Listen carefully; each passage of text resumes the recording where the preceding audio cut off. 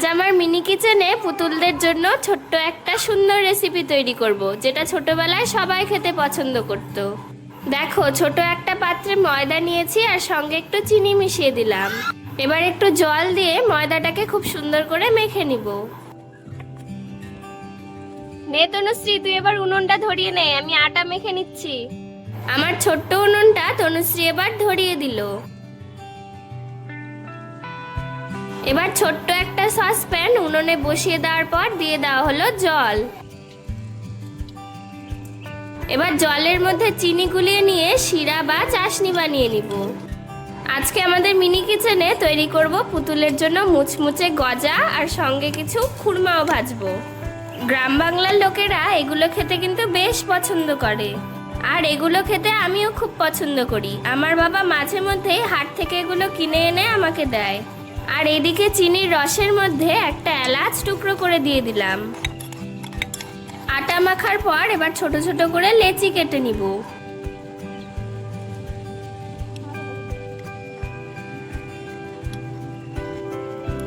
চাশনিটা যখনই একটু আঠা আঠা হয়ে যাবে তখনই নামিয়ে নিতে হবে।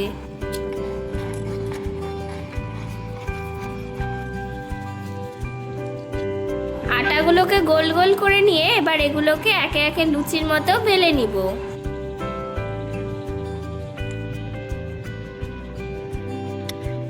এদিকে দেখো, চাশনি বানানো রেডি হয়ে গেছে।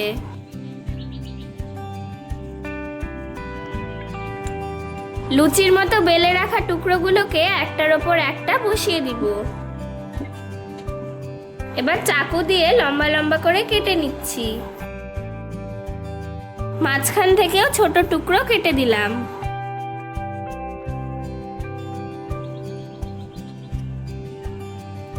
সাইডের অবশিষ্ট আটার টুকরোকে একটু লম্বা করে বেলে নিব।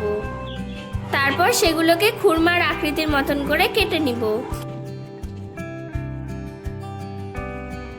তারপর উনুনে কড়াই বসিয়ে দিচ্ছি এগুলোকে ভাজার জন্য।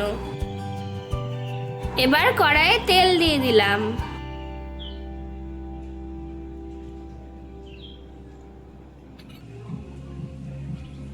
তেল হালকা গরম হয়ে গেলে কেটে রাখা সব টুকরোগুলোকে কড়াইয়ে ছেড়ে দিব। প্রথমে আমরা গজাগুলোকে ভেজে নিব।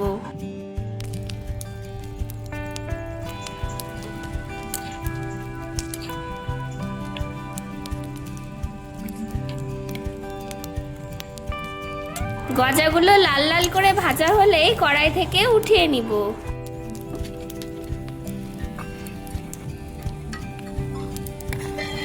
এবার একে একে খুরমাগুলোও ভেজে নিব।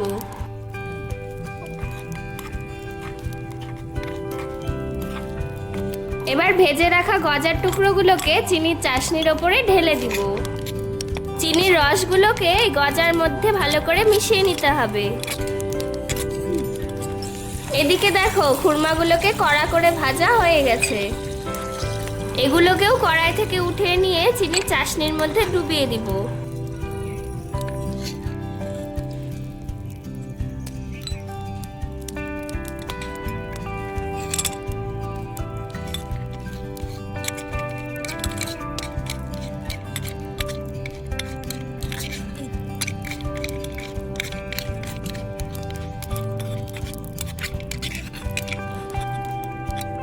ব্যাস, আমাদের পুতুলের জন্য খুরমা আর গজা তৈরি করা কিন্তু রেডি হয়ে গেল।